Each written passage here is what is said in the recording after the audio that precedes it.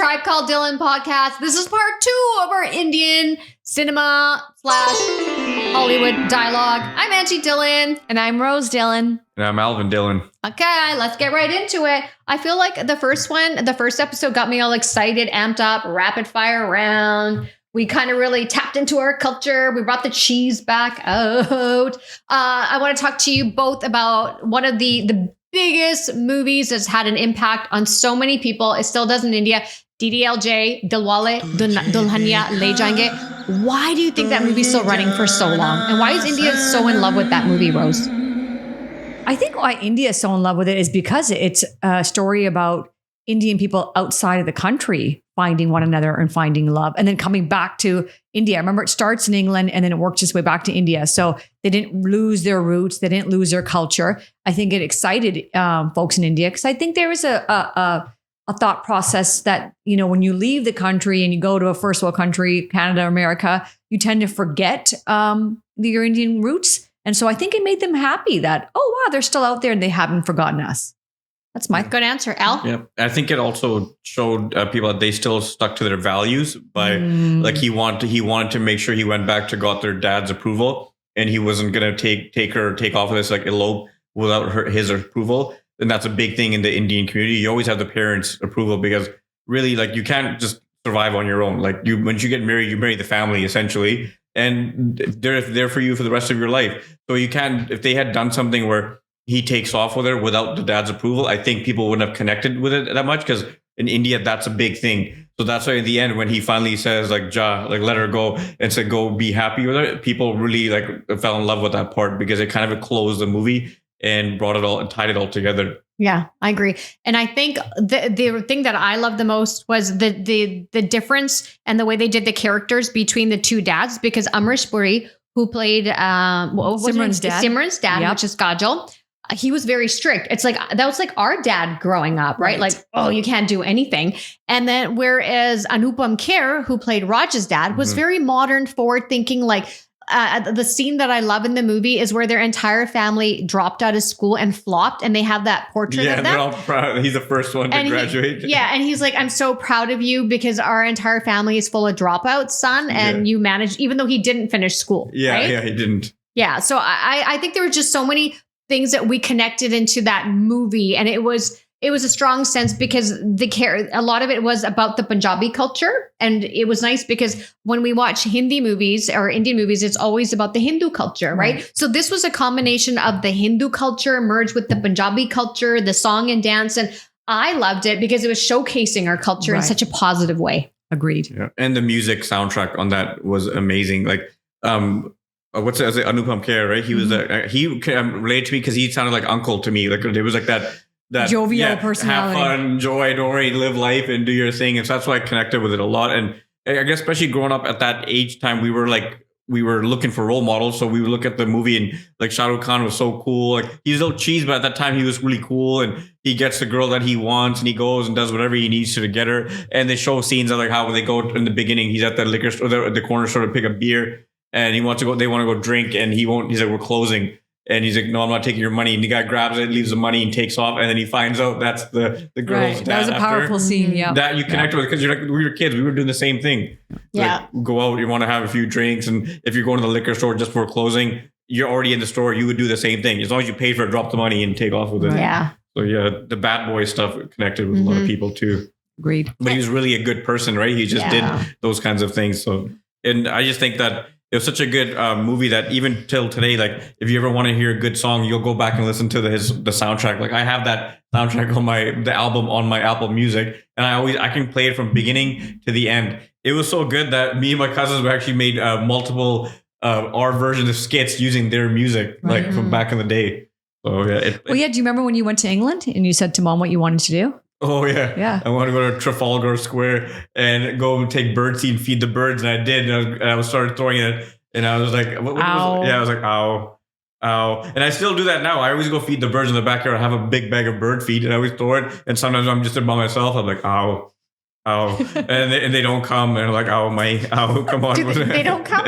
Yeah, they don't come for a while, right? Because sometimes you're still out there throwing it and they get scared and they don't come till you leave. Okay. Yeah. Rose, I'm going to go to you for this one. do you think, because I don't think Al will have this much of an impact, but do you think the Indian film industry had an impact on our upbringing? Did it shape who you became, who you are, or any of your core values? Yeah, I definitely. I mean, first, I think a lot of the romance films. Rom-coms? Or no, we had rom-coms. They're rom-coms. Yeah. I mean, maybe not so good at a young age, watching that and thinking life is supposed to be this giant fairy tale. I'm pretty confident that did play a part in a negative way for me, because I was like, oh yeah, that's how you meet at a train and you fall in love and you get married and everything is hunky-dory. No, it's this, relationships are a lot more different, a lot more work. So that aspect probably wasn't the best, but I did really admire the value system of taking care of your parents when they got older. And you saw that a lot in Hindi movies where, you know, the children grew up, they went to college, got educated, but they always came back. At the end, you know, what there's Kabhi Khushi Kabhi Gham, right? He goes to England, gets educated, but then comes back to run the dad's business. I mean, that one fell apart, but that was usually the general theme, was that families belong together, right? Generations of families should live together, should belong in the same community. And you know, these children are being raised by not just their parents or grandparents or aunts and uncles. That part really resonated with me. And I really love that, because I think that's what we really do a lot as in our life. So yeah, my answer. Okay. Now let's pivot a little bit to... Wait, what about you? You didn't say what you... Yeah, like me? Thanks. I like that. You asked me. Yeah. That's great. Okay. Yeah, I do feel Indian cinema shaped part of my upbringing, and probably not for the positive, because I would always be like, for Dilwale, for DDLJ, I was like, my Raj is going to come. And I was also that girl that wanted to go on a European trip and tour. And dad, of course, once again, dad buzz killer, shut everything down. I'm the eldest and you're only girl. You're not going to go to Ottawa though. So you did somewhat of that trip. Well, that was because I won a school trip. Oh. And the principal told dad, I want an essay writing competition. See, I was a future hashtag leader in my own right when I was in grade 10, 11. I won an essay writing competition and I won a trip to Ottawa. It was a leadership conference with students from all across Canada. And I remember telling the principal, yeah, there's no way my dad's going to let me go. You might as well just let the backup kid go. And he's like, well, what do you mean? I'm like I'm Indian. And I remember at that time, we didn't have very many Indian people in school. Like, my dad's not going to let me go on a school trip by myself. And I do recall some counselors, I think maybe the principal had to convince dad and say, you know, this is a beneficial trip. She's going to learn a lot. And I think dad didn't really have a choice. Otherwise, he would have been a bad parent. And mind you, my essay was published in a lot of the local newspapers. So I was like a little local celebrity. Oh, that's wonderful. I think I still have those articles. So it was kind of trending at that time. We had newspapers at that time. And I think I remember family members calling dad and saying, hey, you know, congratulations. So dad that trip was like, he didn't have a choice. And I don't know how DDLJ came out in 1995, I think it was. And I graduated. Well, damn, if I just say when I graduate right now, everybody's going to know my age, but heck, I don't care. I graduated in 1995 and I'm damn proud of it. And so that school trip. From elementary school. I know. Oh, she's got jokes. Because you look 20. So she's got jokes today. She's got jokes. I had your back. Thank you. Yeah. Thank you. But age is nothing but a number, honestly. So true. There are some days where I'm like, I feel amazing, but then one of my ovaries will kick me in the ass and be like, bitch, you are your age today. I'm like, thanks, ovary. Okay. Hashtag true. So I think when I went on that school trip, I know. I think that was in 1993. So it's 2 years prior to DDLJ. So not like I was looking for Raj. Oh, you didn't know about Raj existed. I didn't know about Raj. Oh, so that worked out well. Yeah. It was a giant question mark. Yeah. But I do think a lot of the cinema and the films that I did watch, they didn't set me up for success in the sense, I just went around life thinking this is how relationships are. This is love. I'm going to meet the guy and there's going to be play that music for me right now. So do the band like ding, ding, ding, ding, ding, ding. Like soundtrack that the guy's gonna woo you. Nobody wooed me like that. Nobody ever chased after me in a Hindi movie. And you know that line that in DDLJ Shah Rukh Khan did when Kajol was walking and he's like, palat ke dekh. Palat ke, like look back. Nobody looked back at me. I looked back. I was like, is he gonna look back at me? Like he just dumped me. Hello. Nobody looked back at me. So I had to quickly realize that life is hard and relationships don't always pan out they want the way that they're going to, the way they want. And, relationships, you got to put a lot of work into them. I say it's like a full-time job. Yeah. I wanted to make a joke about myself, but I want to be like, hence why my relationships didn't work out. Just kidding. Just kidding. It's so true. Hence why we're single. Because and ready to mingle. I'm not blaming it all on Indian cinema, but it's just at that time when we were growing up, maybe I shouldn't have watched too much of Indian cinema. I think we watched too much of it. Because it was so influential. When you're at that age, when you're like 12, 15, 16, you're looking for some sort of role models to fulfill that role, to help you just look up to somebody. And generally it was always theater. Like for us, it was Hollywood cinema too, right? We go, you see stuff, like everybody wanted to be like Will Smith because he was so cool. He was smart. He was funny. He was talented. So everybody had their role models.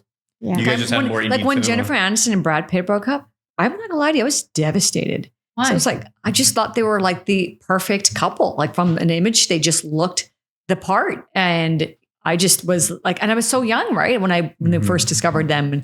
And to me, it was they were such a beautiful looking, nice couple that I always wanted to be like. And when they didn't work out, I was like,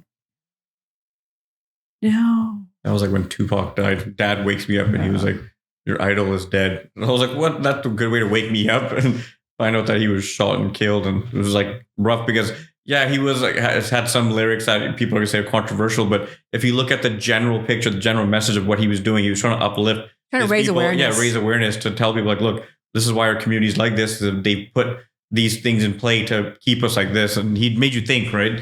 And even Notorious B.I.G., he had really smart lyrics and whatnot. But unfortunately, those two passed away. And hip hop, then music kind of it wasn't the greatest after that.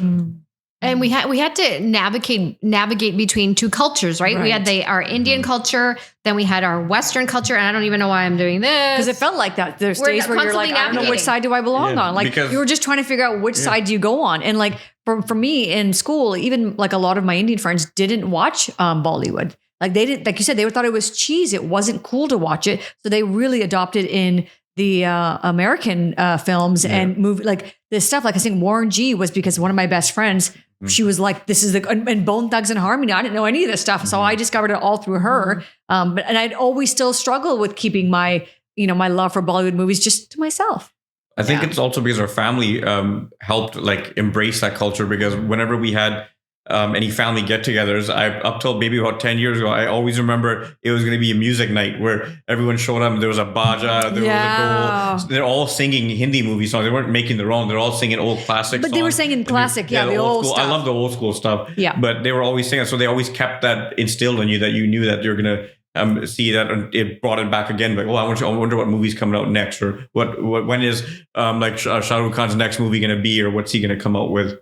So it was always there. Yeah, we always played that fine line. Yeah. As I got older, I started actually liking more of the classic stuff, because I felt like in between was like they were always trying to be too Western, so they would do like they try to rap too much in there, or it didn't come out nicely. Like it wasn't authentic. It wasn't authentic. Yeah, just they were trying stick to Hindi, but they were trying to be too cool in the song that it didn't come across. I remember there was a movie that I can't remember what it was, but it was Abhishek, and he kept saying "too cool, dude," in the entire film. I was like, all right, we don't say it that much. Yeah. So some of the parts felt like with Bollywood, they were trying so hard to be Hollywood, and they weren't being authentic. So yeah, there was a phase where I got turned off for a minute too. It was because I was just noticing way too much of the, and it wasn't, again, now they're incorporating it in a much different way. Yeah. They're doing it in a little bit more of a subtle way. Yeah, that's what you want. And now I see it because of the internet, right? So everyone has access to all types of movies and like industry. Remember so when Hrithik Roshan came out, and the first thing everyone was like, he just overacts so much. All his movies are so cheesy. They're hard to watch him because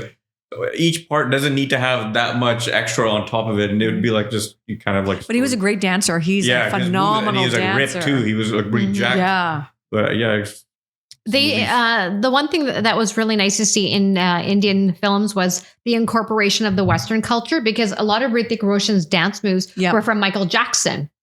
Right. A lot of those pop and lock things.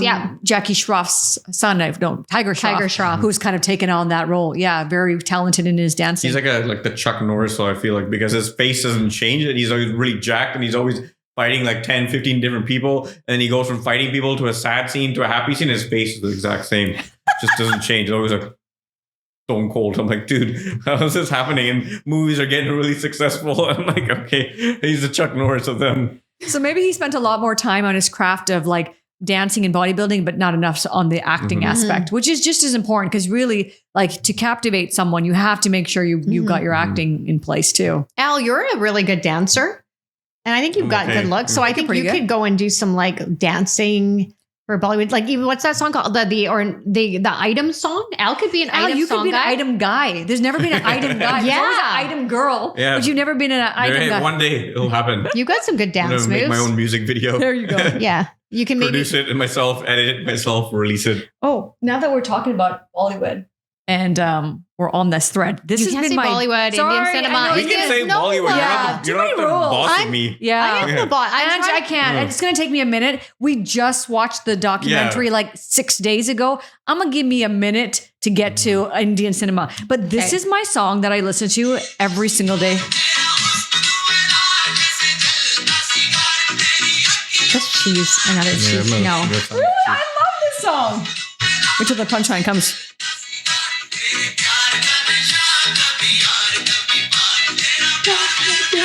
I think you need your own item song. Yeah. You By need the your way, brain. the song is called Hookah Bar. He's talking about a hookah bar. Is he actually saying referencing lyrics? To Yeah, the that's what I'm saying. Hookah Bar? Hookah bar. I'm like, wait, what? Like actual like a hookah bar?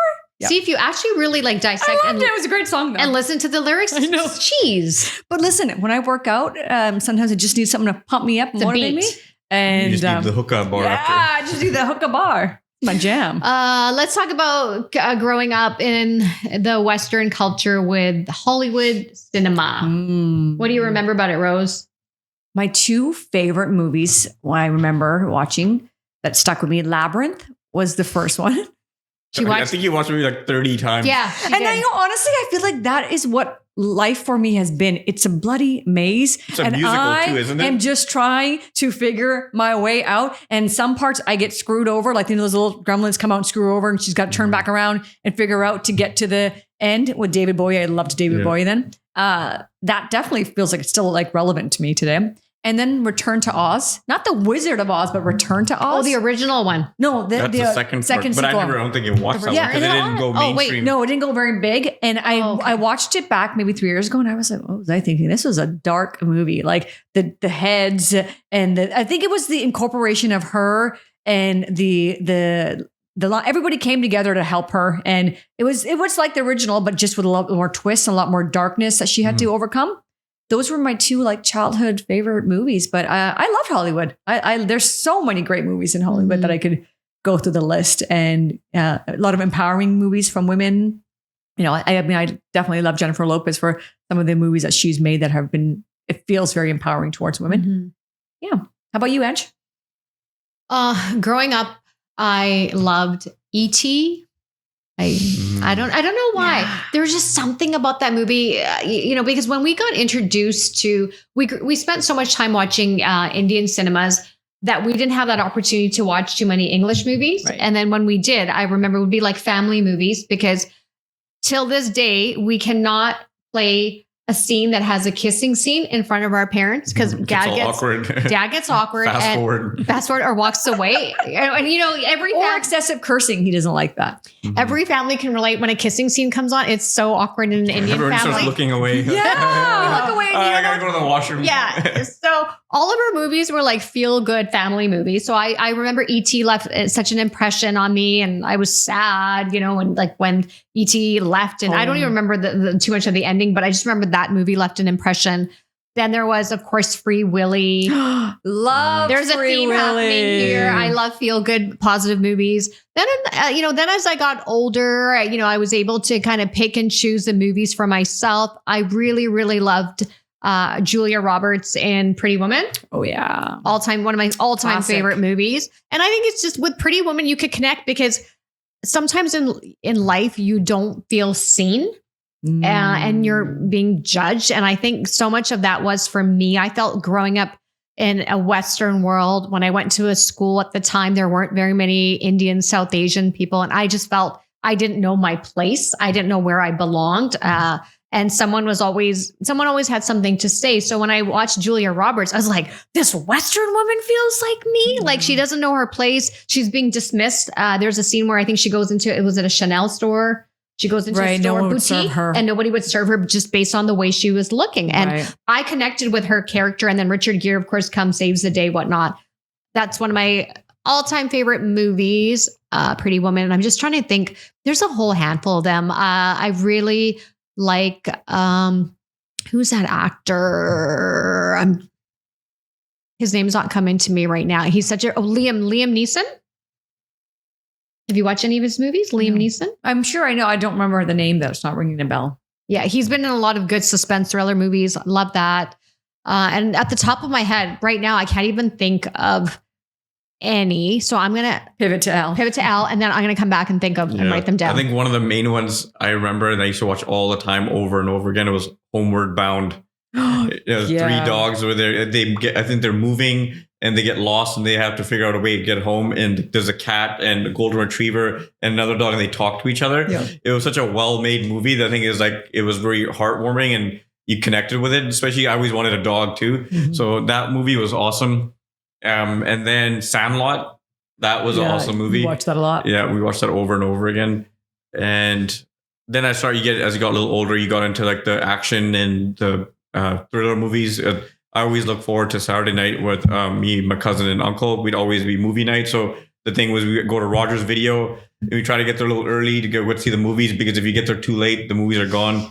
And the only way you know is that there'll be a cover behind the main DVD. Right. And if there's something there, you know that movie is still available. But if it's just came out, there's probably no copies left. You got to go to the front, ask them, did anyone return anything today? And they go through it. It was like a whole system, but you look forward to it because it was something to do and it was exciting.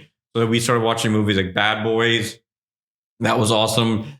Speed with Keanu Reeves. That was such a good movie. Yeah. And Sandra Bullock. And then we got into the Mission Impossible, pretty much like all those kind of movies. We'd always grab popcorn, I got some pop, and we just sit there and watch that for a couple hours. But yeah, there's a bunch of movies that I like. A movie that Al and I, for some reason, are then our go-to for like a decade. Like if we just don't want to watch anything and we're just tired, we had a long day, we did something. The Blind Side, right? That's always our go-to. It's always on TV too. Yeah. If there's nothing to watch, I'll go back and watch it over and over again. It's such a feel-good movie. I love Sandra Bullock. And I love her. Such a big fan of her. Such a classic, well-made movie. Yeah. I like John Wick. The John Wick series. I mean, there's part 1. How many parts are there out now, John? 3 of them. I liked it, but it's just it's some depending on what time of day you're watching. It's really like a lot of violence. I don't know if that's the last thing you want to watch before you go to sleep. But it's a good movie though. Like storyline. I love how you say that now. 5 years ago, he used to do this all the time when we'd say, stop watching violent movies before you go to sleep. That's why you feel this way in the morning. You're like, no. And now you're like, yeah, you guys. There is science behind that. I literally will have dreams like I'm in the movie and have like crazy stuff going on. So I always got to finish it with something, funny now. So when you have dreams, do you dream in those movies of doing right? But if I'm dreaming like that, then no one's actually hitting me, because that's what you always see in the Hindi movies. No one gets hit. That's true. So it's like this far and the camera cuts it right there. Let's talk about the evolution of movies, because we've been around. We're some, a little not old, but we've been around to see some progress. We've had some life experience. We've got some life experience. Yeah, Yep. We've gone from watching it in VHS. Yep.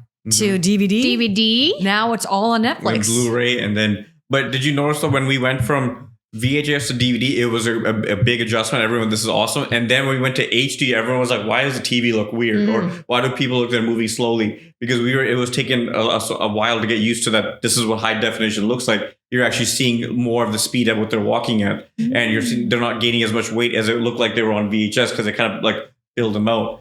So it was a little bit of adjustment. And then we went to 4K, which was even more detailed, but not everything is in 4K yet. So only you can really watch it on Netflix. I've heard there's 6K now. There's been 8K, 12K, but you have to be able to handle that feed coming in. Like if you noticed when we do certain things in HD, like the computer can't even handle that speed. So it's got to be brought down a little bit, because it needs like a lot of bandwidth to be able to do that. And that's why right now, if you watch TV, regular TV, only 1 or 2 channels have 4K. Everyone just got adjusted to HD. Oh, okay. So that's Al, like resident IT. Yeah. Al knows it all. 10 years ago, Japan had 8K, and no one. How are you going to even get access to that when you don't have a TV that can hold 8K? Yeah, but it's kind of see the evolution of it, to see like because there was that nostalgia, that excitement to go to a video store, and you would just pray that, please, I hope the movie that I want. And then remember, you would have your 1, 2, 3 choices, your number one. A backup. Yeah. And okay, if this movie's not there, then I'm going to go number 2 and number 3. But now the convenience of just having it at your fingertips and that's it. And you don't even have to pay for them anymore. And,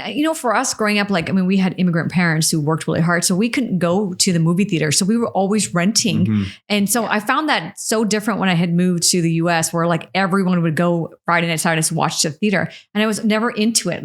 It was never, and I realized it's because I was never programmed, throughout childhood, even somewhat of adulthood, to go to the movie theaters. Yeah. I found that as a chore to go to the movie theater. I also find that I'm not a big fan of big crowds. When I want to watch a good movie, I want to watch it in my surrounding, not hearing 100 other people laughing at the wrong time or standing up blocking my view. And I found that you go during the main nights and it's full house. So you got to get there early to pick your seat. Yeah. And you're not enjoying it because you're busy with all the people around you. Someone's walking in front of you, wants to go to the washroom. You're like, this is not enjoyment. I always found the comfort of my own home, I have access to my food, drink, everything I want, and you can enjoy the movie and actually absorb more than you would at the theater. And you can pause it and go to your and do your bathroom breaks without missing anything. Yeah, and I always felt bad when I had to get up to go to the washroom and I'm in the middle and I got to go through 10 people to get to the end. And then when I come back again, everyone's got to scrouch and move over and you're like, this is not enjoyment. I will say though, when we go to India, I definitely want to go have that experience of watching a movie in a theater in India. Have you seen some of the clips on YouTube? It's a party. They're standing up, dancing to the songs, and they're having a good time. I want to experience that. I want to watch DDLJ in the theater. I want to go to, here I wrote it down, the Maratha Mandir Theater in Mumbai. And I hope that is still playing when by the time we go. Yeah, I hope so too. I bet you even if they're not playing it every day, it'll be that certain nights that they play that movie. They'll say you can come catch it on a Thursday, Friday, or Saturday. One of those nights. I've got,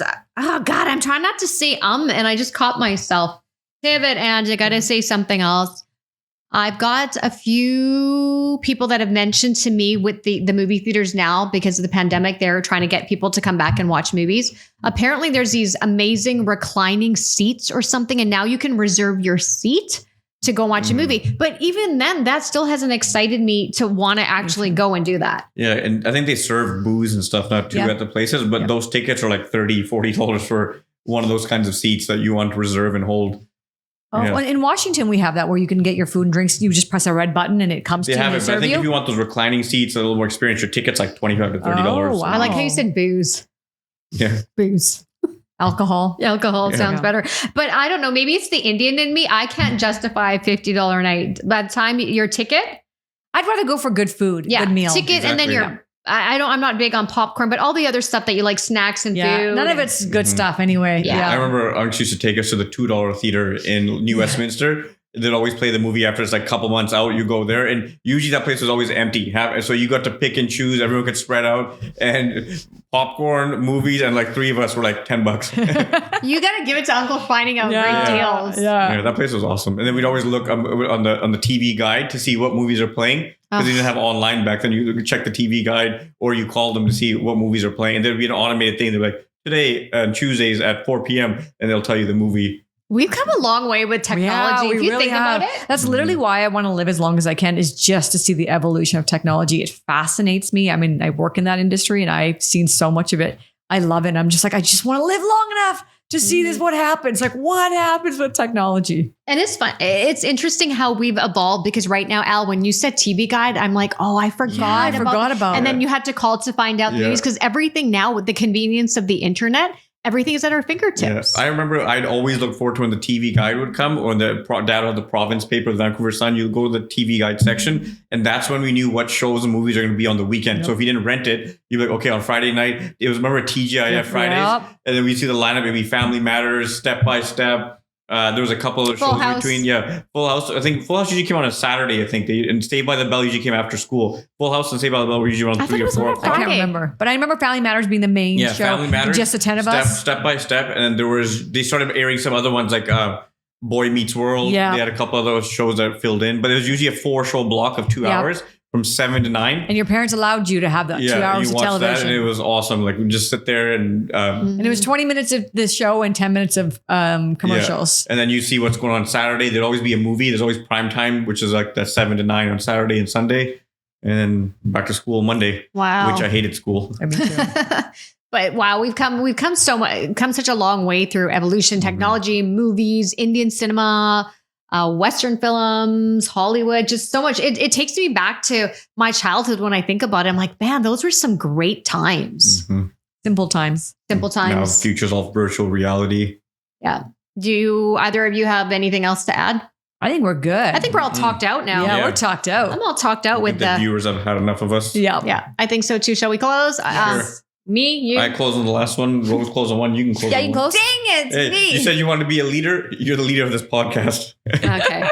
Well, we're all leaders. We're It's all. In our Okay. own way. So I hope you enjoyed this funny episode of content, Indian cinema and Bollywood. now you threw me off in my exit I'm glad here, my you said intro. No, and of course with You're the Bollywood police. Oh, you're the Indian- word police. Indian cinema. Hope you got away. I hope our perspective was interesting to you. And if you grew up through technology like we did, we hope you're able to connect on anything. Until next week, we want to say have a wonderful week. We will check in again next week. Bye for now. It is a Tribe Called Dhillon podcast. Bye. Bye-bye. And if anyone remembers using the TV guide to see what's on TV, please leave some comments below. Yes. See ya. See ya.